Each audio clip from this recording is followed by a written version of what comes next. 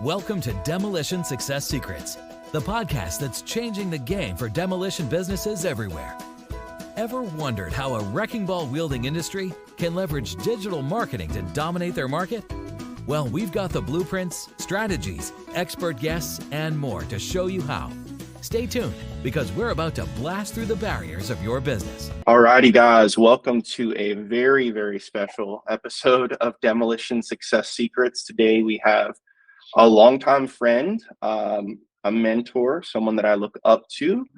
We have Jared Herschend on the line, and Jared is a family business expert specialist.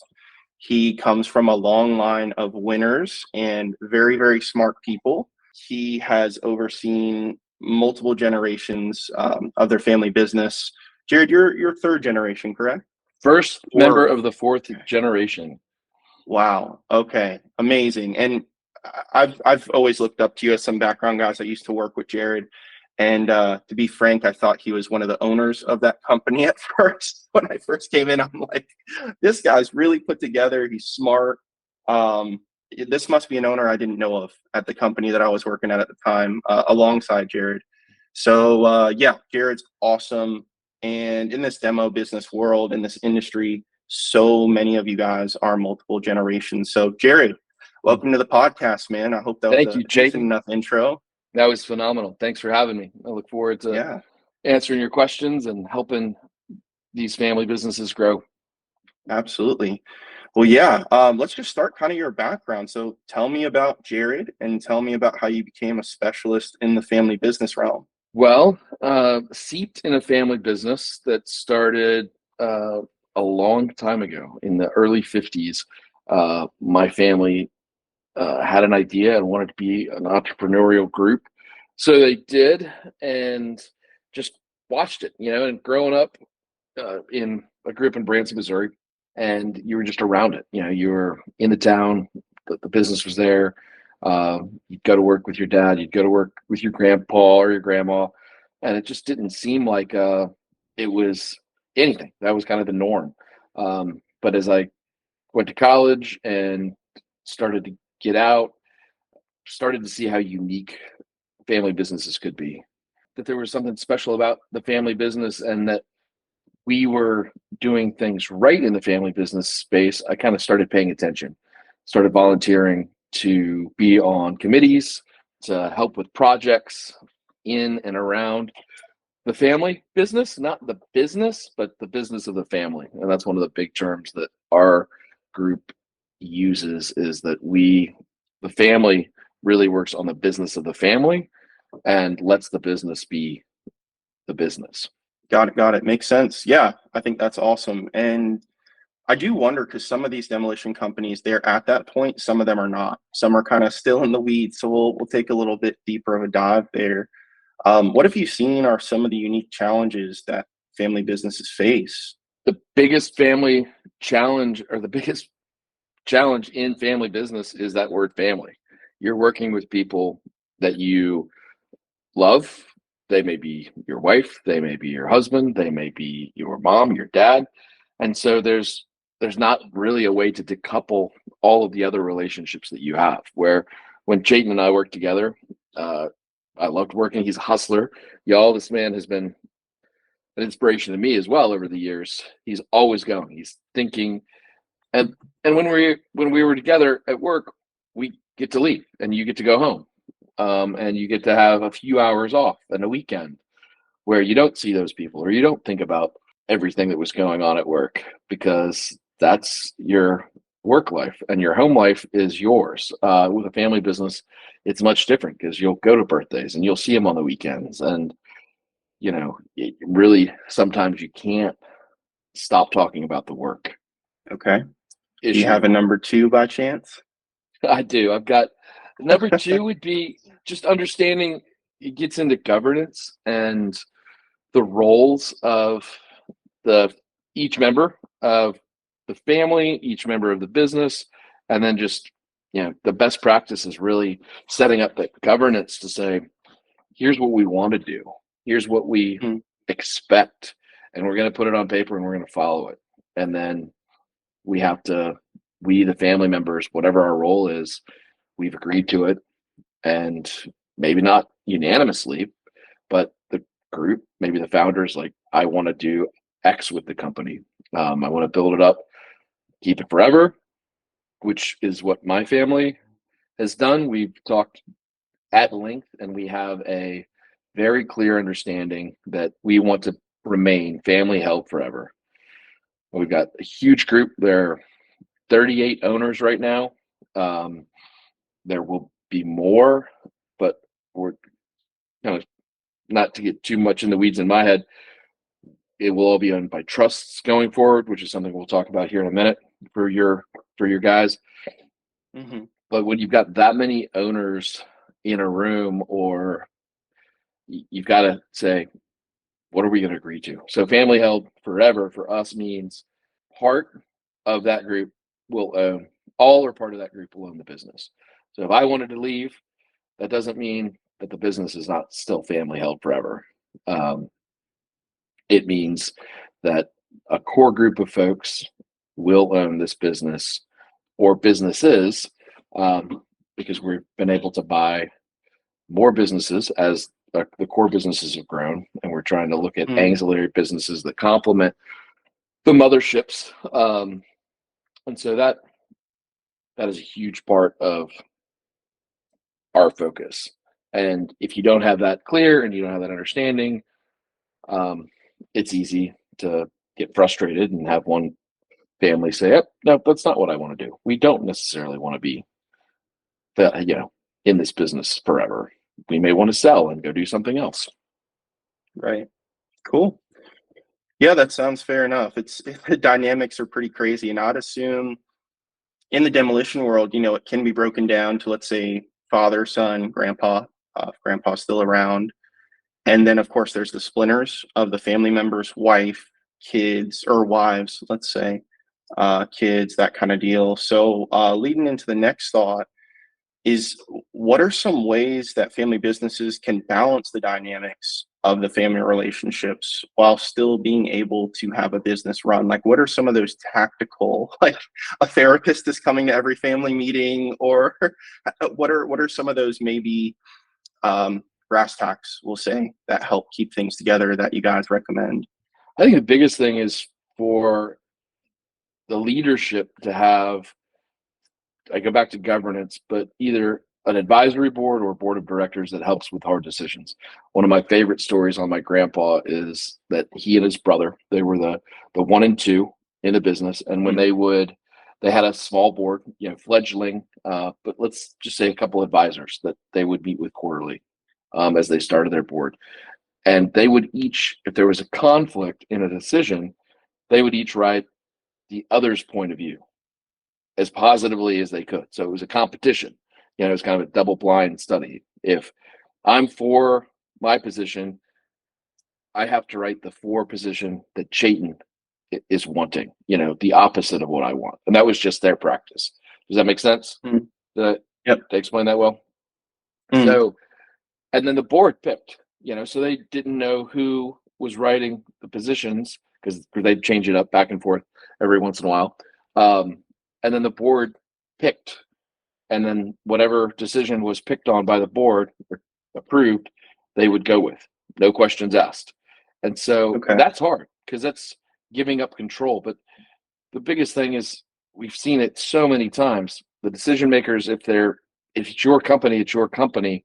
But if you're asking your son or grandson or daughter or in-law to come in and help you make decisions, and then you usurp them at every major decision, they're going to leave. They're going to get frustrated. And so that dynamic has to really be thought about. And you mentioned therapists. We have been to the point of breaking as a family at least twice. Wow. Over the generations. And we now use family business PhDs. They haven't all been, but doctors in the family business world that have either therapy, counseling degrees, counseling and family business degrees, tons of business experience, tons of family business experience, some of their own family business experience, to come in and be a lightning rod, help the group understand maybe a certain individual's point of view, and also just to work on that governance, to work on, hey, this is what the business wants. For me, the other thing is succession planning, really having an understanding of where we're going to go. And for your client group, awesome businesses. I understand a little bit of how they do it, what they do, and any business can grow. What do you want to do with it? Where do you want it to go after this? Do you want your kids to run it? Are your kids capable of running it?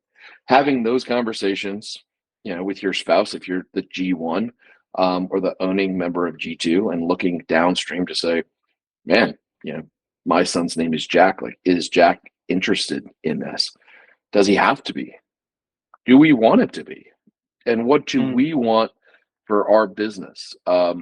Is I think if the demolition companies you've got, I say, do we want to grow this to $20 million, $2 million, whatever it is? And once we're there, what do we do? Like in life, goal setting and planning is so important. What happens if we lose the whole business? Are we going to be able to start over? Do we want to start over? Our family, at a few key points, took out large amounts of the business's cash and set it aside in different markets. We said, here is money. This money is not to be we hope that you don't consume it. We want you to invest somewhere else, in a mutual fund, in real estate, so that you're not reliant on the business, because we have seen so many businesses fail. And statistically, businesses are going to fail. The ones that you're working with, they're doing great. If it's a family business, it's a 98% chance that it will not make it past the third generation. That's wow. Didn't know it was so high.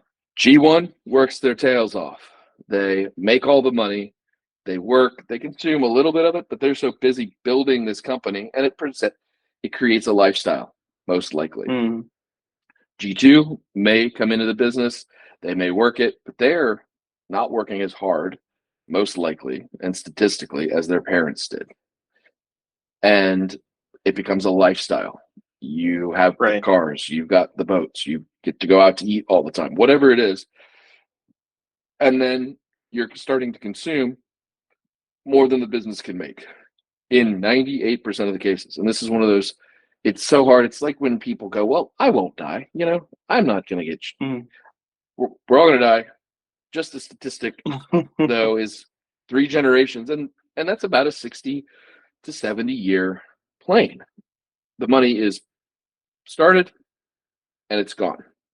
3 generations, or almost all of it's gone. It's not sustaining. The business is gone because they had to sell it, because the family members started to consume. And that second generation into the third, without great planning, you're gonna be in that statistic, because again, 98% of the businesses this happens to. Wow. A great follow-up question is, do others spur off and start their own businesses? Which some do. But if ABC Demo started and I started it and it was successful, and we had a couple of kids, some of them were in the business, and then they have kids, without great governance and great planning, a lot of hard work and a lot of luck, it's going to be gone in the third generation. And can that be from sale too, Jared, the 98% statistic, or is that failure is 98%? It can be sale. But what that sell means is that it's the family was putting too much weight on the business, so it had to sell. Basically, forced sale. Either they don't want to be involved, or they want money. They're not in the business. They're not making decisions. So it's a forced sale because of the ownership structure, and the business is not in the family anymore. If that makes sense. Right. Got it. Okay. That's super helpful. So with the family business, how do you guys deal with the operations aspect without losing the family touch? Because that's kind of the beauty of a family business, right? It's not highly corporate, and then guess what? You scale the thing and you have to get corporate. Does it have to be as corporate as a publicly traded company? Maybe not. Maybe even more so, depending on how your management style is and things. So how do you guys still have a family touch while still getting stuff done and being highly successful? Culture eats strategy for breakfast is the saying, and it's true. My grandfather is still alive. He's 91 years old. He's my hero. Him and my great uncle. Young man. Yeah. It's all about how you treat your people and the culture of your business. Your people are your employees directly, and then your customers. We're in the wants business. We're not a needs business. So being in a hospitality wants business, we have to have customers come back, and we want that, but it's culture. And so as the family, Grandpa is very wise and recognized that he needed to step down a long time ago, because he at the time was having a lot of health issues. By the grace of God, he's still here, but he had the foresight to say, I'm going to step back. Now he was as a leader. So he started infusing, the culture was there, and we picked leaders very strategically that saw the culture, wanted to continue to grow it and continue to foster it. And then the family, at the right point, we've gotten a little too big, and I don't want to go down a rabbit hole on this, which I'm about to do, is the balance of the family. The employees see that the family still care, that we show up to the barbecues that we have for employees, that we show up, that we come out and see them and work alongside them to volunteer when the company's volunteering. The family members will go to those events, and that infuses the culture. We have metrics to measure that culture and measure that performance at the business, which you can do with kind of any family business consulting group will help you establish that. And it's one of the things that I would tell any of your group, any of your listeners, to really look into, is that something we want to do? What is our culture? Why are we good at what we do? Define that as a family, and then as a business or a family business unit. And most people listening probably do have a good culture, and they're interested in how to make it better. So that for us is still the key. Our CEO at the family business loves the culture, and very, very smart man. Plays like 4D chess, just always thinking. But he sees the value of the culture and the way it keeps the business growing. Yeah, makes sense. I definitely get it. I mean, I have been in sales and marketing for my career, and just thinking of a sales team, it's very, very easy to be like, oh man, this is tough. I'm hearing a lot of no's. I'm hearing some yeses, but I hear so many no's. It's hard to keep in the game to hear the yeses. And if you have a fun culture of people like kind of poking you and jabbing you, saying, come on, man, let's go, let's get it, let's have some fun here. Let's not get down on each other.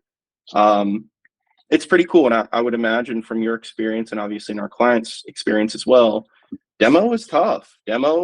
Sometimes team members get injured or I've heard some crazy stories of even like founders passing away in an elevator shaft. Like they have a skyscraper project they're working on. And it's like, man, how do you come back from that? It needs to probably be a little bit more than a paycheck or a distribution for an owner or family members, etc. You really just need to have that culture. A lot of the time in our world, it's called like a safety culture, from the aspect of just compliance and being safe. But yeah, man, culture is it. Can I ask real quick on the culture metrics and like KPIs? What does that look like? I don't even know how you measure culture. I know how to measure profit and revenue and expenses and stuff, but are there a few quick little tidbits? Is that like there surveys?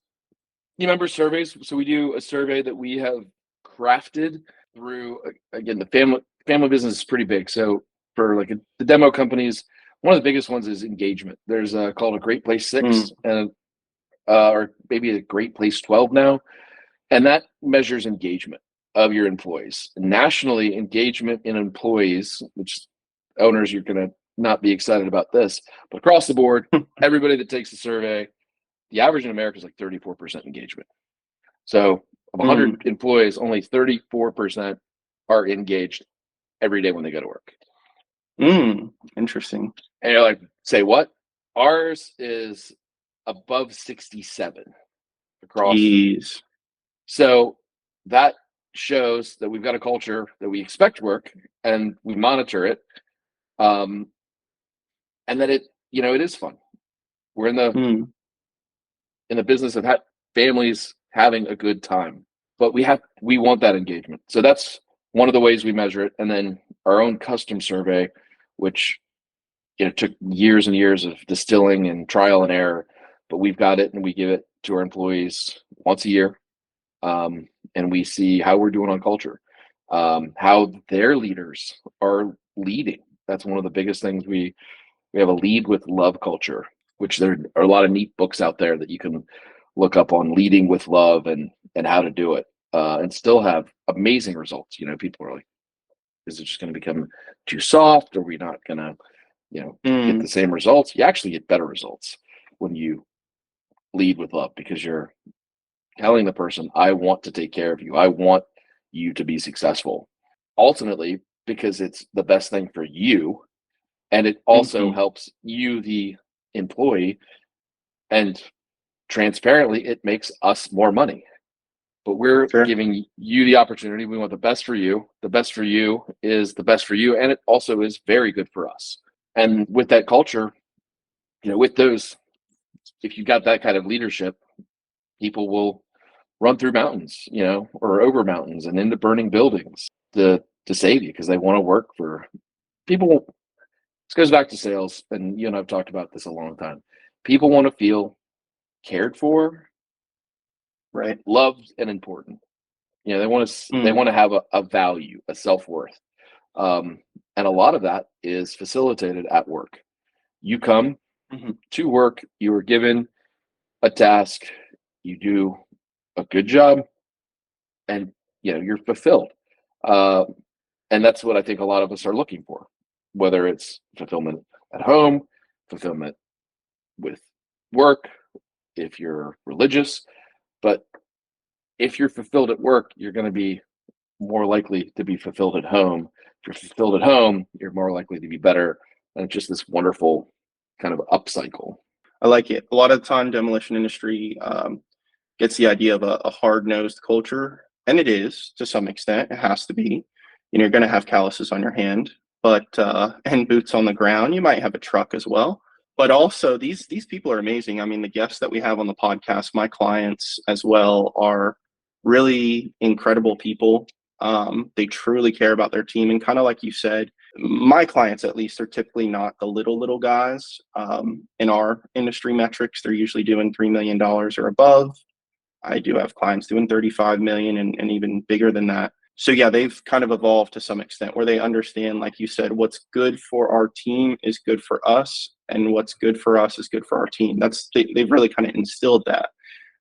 So with that being said, we've kind of touched on finance a little bit. We got a last few bit of questions I want to go over with you. You mentioned trusts. Do you want to go a little bit deeper into anything about maybe the tactical mechanisms for long-term stability and growth financially for the family and family members? On that question of trust, and have everything buttoned up. Don't have, if you're the owner, have a succession plan. Find a trust attorney that you believe in. And I think the best thing you can do is lay out for your children, for your grandchildren, what your intent is. And I built, let's say, a $35 million company. I want to put it in trust, and I'm going to tell my children, this is what I'm going to do. You will have access to this money if at a certain age, that's the cool thing about trust is you, the grantor, person starting it, get to do whatever you want. College, no drugs, no alcohol. Like, you have to go to college. You have to have a master's degree. The joke in my family was if we hadn't gotten our money at such a young age, we would have all had a family full of doctors and lawyers because we would have stayed in school because school was paid for. It's just wonderful, wonderful blessing. We got our little money a little too early. So yeah, we'll go out and, we all went to college, or 90% of us did. And then it was kind of off into the real world. It's wild because my family is still having everything set up now, and they're wishing some of it had been different, which the way they did their trust, it couldn't be. But your family will evolve. And so my grandparents had a very clear vision on what they wanted to have done. They got about 80% right in the trust documents, and that part of it's working. There are still frustrations, and there always will be when you set that part in motion to say, this is what I want to have happen. I do not want my children working in the business. I do want to give them the opportunity to work in the business, or I want to support. One of my grandfather's big things is entrepreneurial support. So he wants a family full of entrepreneurs. We really don't have it. We've got a couple, and that's okay if you don't. The others is missions. In our family, if you work in the mission field, you can be rewarded, or just supported. You can, if you work in the mission field in our family, you can be supported, kind of bolstered. But if the demolition, if any company wants to say, or the ownership says, I want to grow it to this, and then I'm going to sell it, I'm going to give all my money away, the best thing is that your kids understand that, and that you have those conversations, and that you put everything in place, because what happens the minute you die is that whatever you have in place starts or doesn't. My father had, when he passed away, there were new documents that he just hadn't signed. Well, guess what? Those were null and void. It's as if they didn't exist. And that's good for some parties. It's bad for others. And then just, communicating those wishes again, the grantors, what they want to have happen. Now, that being said, one of the craziest parts of multi-generational ownership is that once the baton is passed, that next generation has to make it their own. The first generation had their legacy, and maybe that legacy was growing a business to then hand off to the other part of the family. The Taylor family that owns Enterprise Rental Car, I worked for them out of college, and they had the coolest family business still. They're crushing it. I mean, they're outstanding. They are in business today to do two things. All businesses are in business to do one thing. What's the one thing, Jayden? I mean, I guess a lot of people would say to make a profit. That's a business's job. There's no questions asked. A business has one job: to make profit. The second, which is you get to do whatever you want on number two. Number one, make profit. Number two, theirs is to give opportunity to others. So they're giving opportunity to college kids, or coming out of college, and they make bajillions of dollars every year. But their number 1B, 1A is make profit. Number two is give opportunity to other people. Right. And I heard that, and I bought in hook, line, and sinker. I was like, okay, like, you guys are making money. That's the business. And then now you're giving me an opportunity to learn management, to learn a business. And the Enterprise's business was so simple. It was so neat. As I think about it and talk about it today, I could look at any branch in the nation and see how I compared, because they had matrices. It was cars on rent, like the number of fleet size, average daily rate, and then the customer service score. Those were the three things: fleet size, money made per car, and customer service score. And I could see how I was doing against any branch anywhere in the United States. And it was just so clean. Yeah, they kept it simple. That's cool. It's definitely cool. So moving on to communication, what are some of those secrets for communication in family businesses? It seems like getting together physically or virtually on occasions is huge. Perhaps maybe you guys have a rule of 5 family members can't talk behind the scenes together. Like you I gotta wish. all be here kind of. Oh, okay. I don't know. Maybe that's something that could No, be no, recommended. I don't know. have meetings with your family, with the ownership, with the ownership group. Separate that time to say we're going to talk about the business, where we're going. If you're Gen 1, or if you're in control of this business, whatever generation you are, have a game plan to where you're going to talk to the family, whether it's profit sharing, whether it's what our plan is. And we're going to do that twice a year. We have 2 family business meetings a year where we fly out the adults only, which is the winter. We've actually just started that 2 years ago, and it was great. So we leave the kids at home and we go and connect. We talk about the business of the family for half a day, and we talk about the business for half a day. And then we have really gotten into philanthropy. The single largest indicator of family held forever, generations succeeding after generation, is giving. One of the things that we've really looked at and found that the largest common denominator in families staying together and being successful, maybe not in the business, but is philanthropy. If you want your family unit to be together, give together. Find a cause that you want to give to, that your kids want to give to. Even if it's different, the act of giving is the largest indicator that families will stay together generation after generation after generation. I met a 14 generation family, 14 generations. And it's like hundreds of years, but they no longer have the business. Oh, They still are involved because the family set up a very, very large foundation, and it is still in existence. And family members are still interacting. And that's the cool part for me. They're not together because of a business.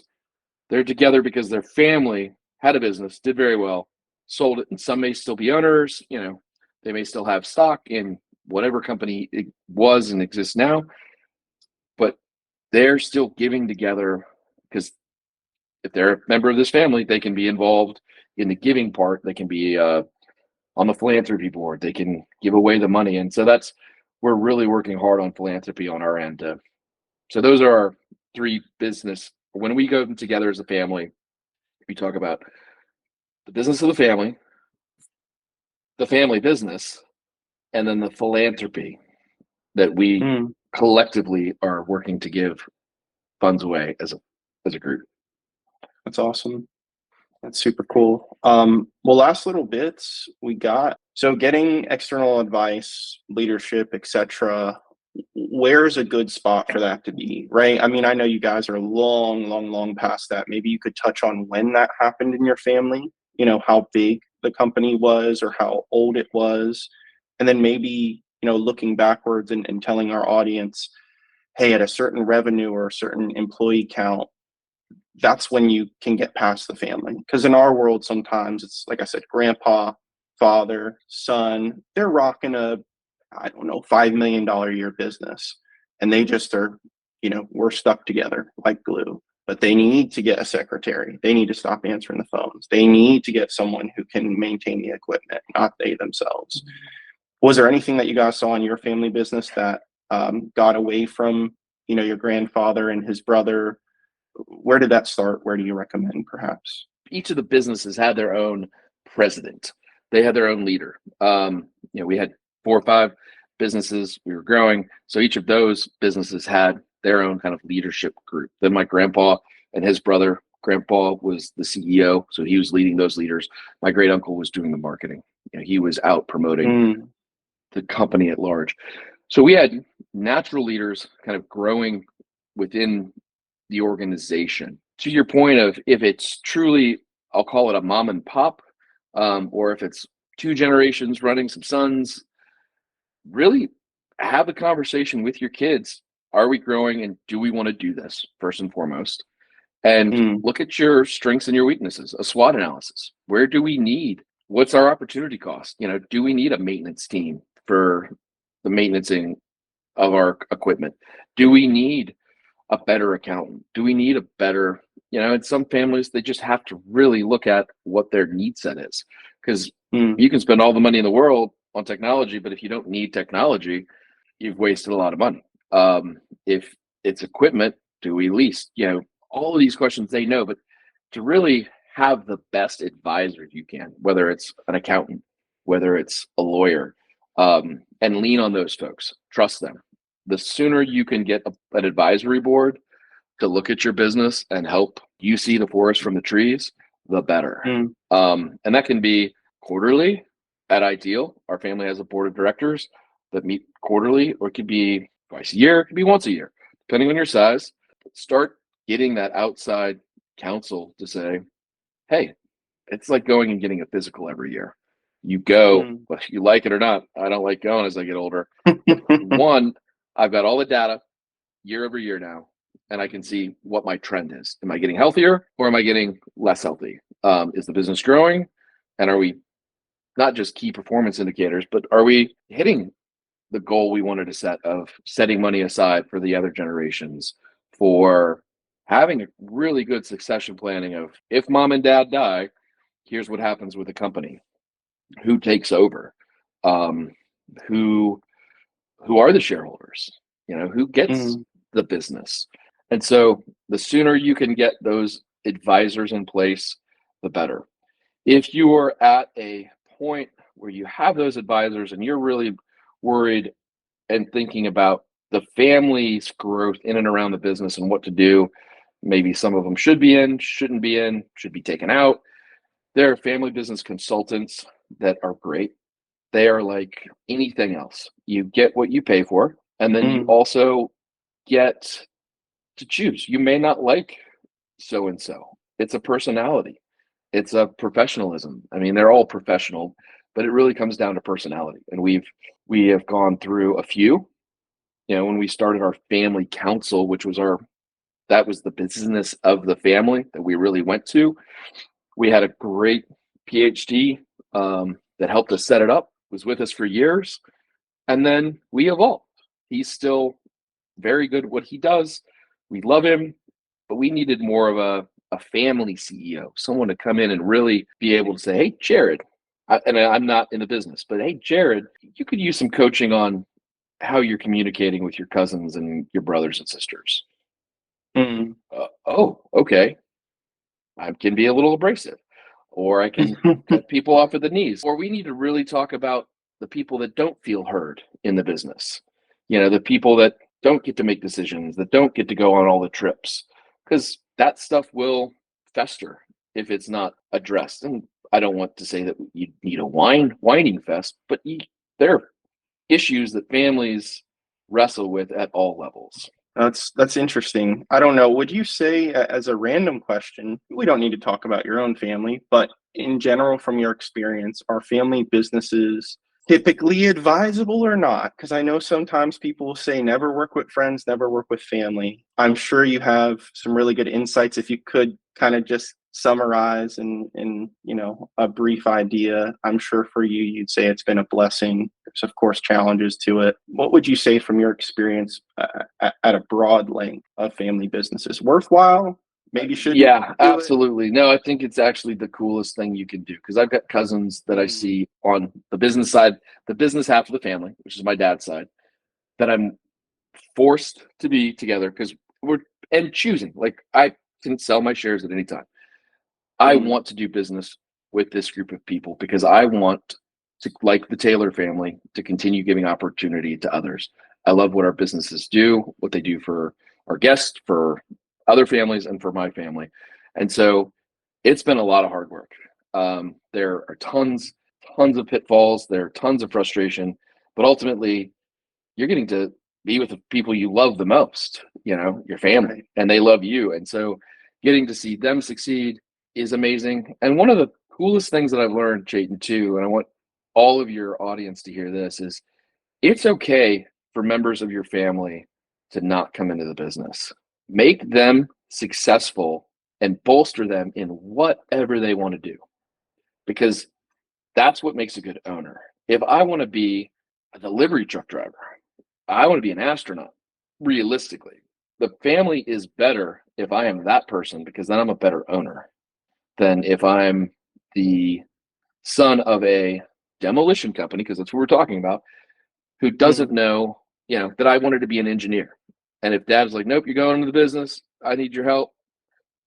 Dad doesn't need my help. Dad needs someone that's going to be great in that position. He wants it to be, he may want it to be son. But what if the son, again, is going to be this awesome engineer? Go have him be an awesome engineer, and then he'll be an amazing owner. Or is much more likely to be an amazing owner of that business as it grows, because he's fulfilled at his job. Now, if his job is in the business and he loves it, different story.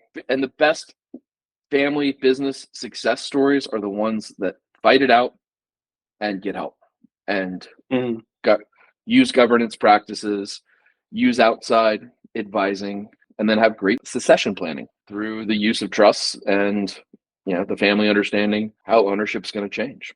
All righty. Well, last thing before we share any info to contact you, if you'd like to share that, is what do you think the future trends impacting family businesses are? Like, where do you think that's going? I don't know if we want to dive into politics or just, what things are doing, but are there any threats or upsides of family businesses going forward?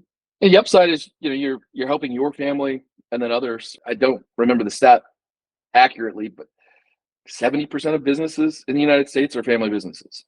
It's every bit of mom and pop. Like, if you're running a franchise, that's family business. If you've got a McDonald's, that's your family business. Or your demolition company or whatever. It's a large majority. So the future trends is that people are getting smarter. They are starting to look at this type of stuff and ask these questions sooner rather than later. And that's what we're seeing. And then just, using your advisors to maximize planning, because as a lot of your guys will know, one of the biggest things trend wise is just, with politics and planning, is knowing that the lifetime exemption goes away or goes way down at the end of next year, at the end of 25. So if they haven't done the planning, it's a 10 million lifetime exemption for your kids. That type of stuff is just, some people know about, some don't, but have the right tax, accounting, and legal teams to look at that for you. And then also Googling family business success stories and those companies, seeing who's out there, what they're doing. Subscribe to some of the family business networks that are out there, and you can learn a lot on your own. Right. Yeah. Educate yourself, because sometimes you need to poke and prod with your team. As amazing as your team could be, I've learned that from my dad. He's like, yeah, we got a guy who's an accountant and a lawyer. And that some people may say, well, that dilutes him. But he was that sharp. He was capable of achieving at that level. And my dad would bring stuff to his table that he's like, man, I didn't even think about that for you guys. Like, that's great. So, educate yourself, which can help impact your team. And, you may say, hey, what about this idea? And you go, that's great. And you go, I don't know how to execute it, but you do, right? And they're like, yeah, now that you gave me the idea and it's actually valid, yeah, we can get this done. So, Jared, this has been Or we awesome. know someone who does. Right, right. So much. Yes. Would you care to share any contact info for people who maybe need to get in touch with you or could for advising or counseling on these sorts of questions? Or definitely reach out to me on LinkedIn. I think that's the best way right now. I'm on LinkedIn, Jared Herschend, and you can put my LinkedIn profile on there if you want. It doesn't have a lot on the family business consulting side, but that's what I've got the most experience with. Been doing it for the last 25 years. Okay. Jaden, if you want to contact me, I'd just reach out via LinkedIn. That'd be the best way. Easy to find, Jared Herschend. Jaden, thank you so much, my friend. It was great seeing you. Yeah, absolutely loved having you. Well, Jared, you and I are going to stay on the line, but we're going to wrap up this episode. Guys, thank you so much. It's been awesome, and hopefully you learned some really cool insights about family business, even if you're not yet multiple generations, or even if you are. I think you guys learned some really cool golden nuggets. So, we're signing off. This is another episode of Demolition Success Secrets. See you guys. That's a wrap for this episode of Demolition Success Secrets. Stay tuned and subscribe for more explosive insights from our upcoming episodes. Until then, continue to blow up your demolition business and make the competition rubble in your path.